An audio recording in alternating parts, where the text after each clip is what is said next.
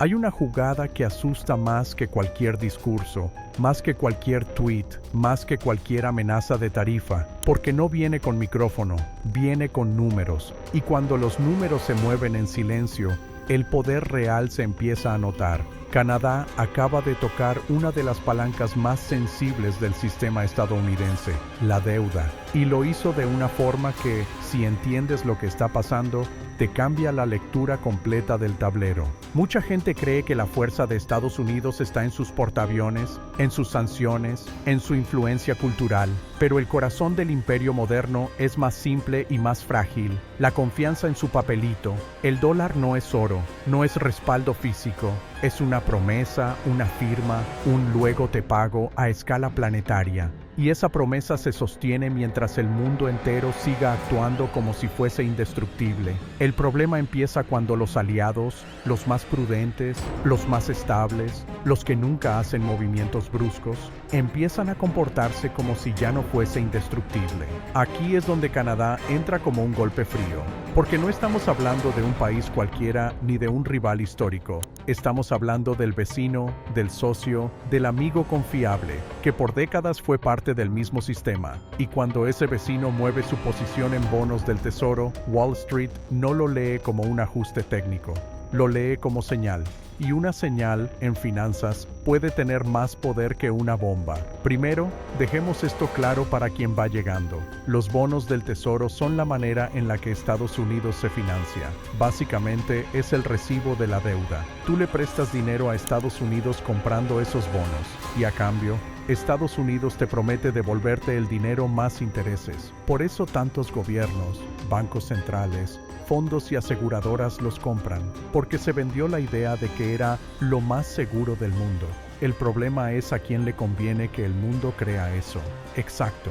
Ahora, lo que cambió no fue una frase, fue el comportamiento de los grandes tenedores. Y cuando digo grandes, no me refiero solo a China y Japón. Sí, ellos son gigantes en este juego, pero hay otro tipo de jugador que importa mucho más en el simbolismo. El aliado disciplinado, el que nunca arma show, el que no tiene necesidad de gritar. Ese jugador es Canadá. Si tú miras los registros del propio Tesoro de Estados Unidos sobre grandes tenedores extranjeros, hay un detalle que no suena escandaloso hasta que lo conectas con el contexto político. A finales de 2024, Canadá reportaba alrededor de 378.8 mil millones en bonos del Tesoro, y en enero de 2025, ese número baja a unos 350.8 mil millones. No estamos hablando de centavos, estamos hablando de una caída de aproximadamente 28 mil millones en un solo tramo mensual. Y ahí es donde la gente inteligente se detiene y pregunta, ¿por qué un aliado reduce exposición así, justo en ese momento?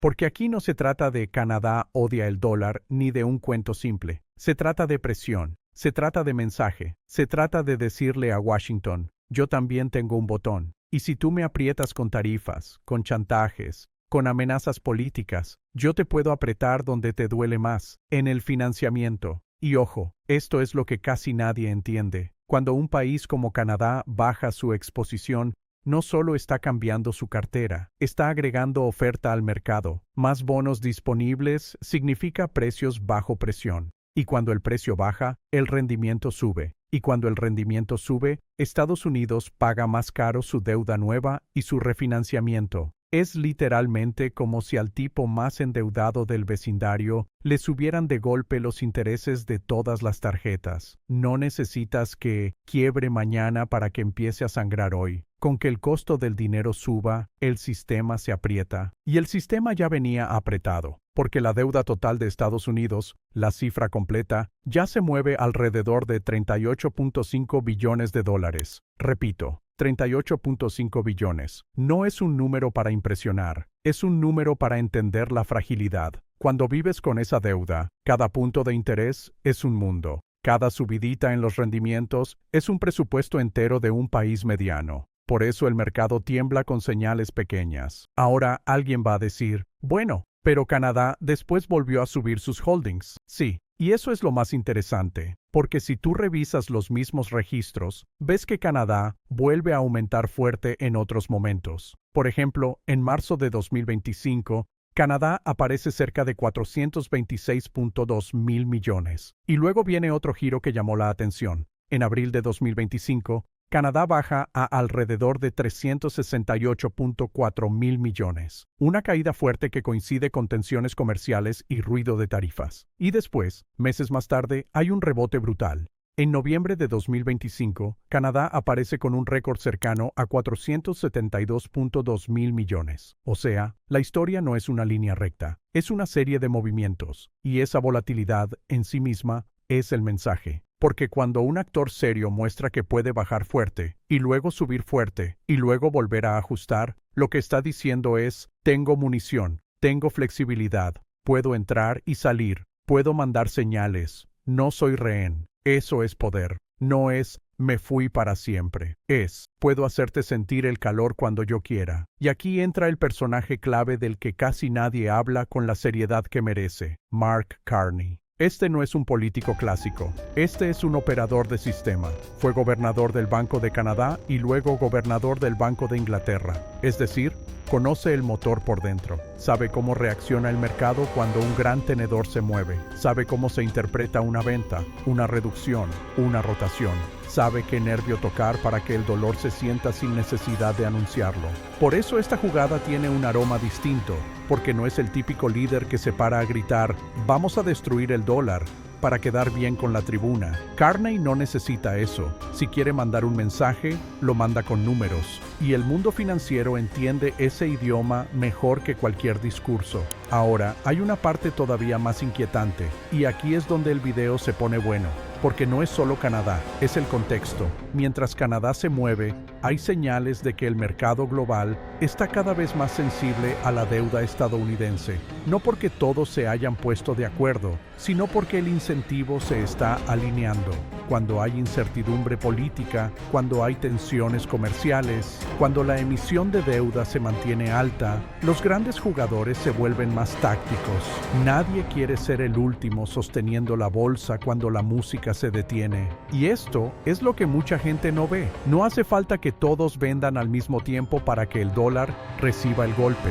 Basta con que el mercado crea que podrían hacerlo. Basta con que se instale la idea de ya no es automático. Antes era automático. El mundo compra. Ahora ya no es automático.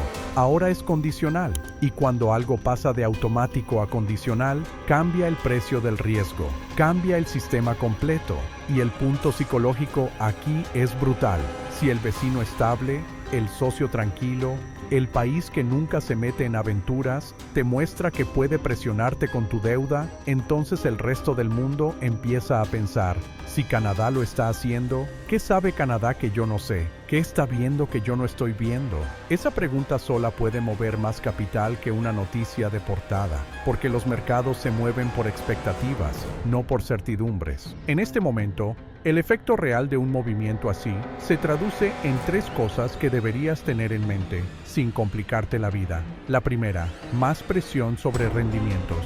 Si el mercado percibe más oferta o menos demanda estable, pide más interés para comprar. Eso encarece el financiamiento de Estados Unidos y con una deuda tan alta, encarece todo el presupuesto futuro. La segunda, debilita la aura del dólar. No porque se caiga mañana, sino porque el mundo empieza a tratarlo como una moneda normal, con riesgo, con política, con costos. El privilegio del dólar ha sido que muchos lo trataban como si estuviera por encima de la realidad.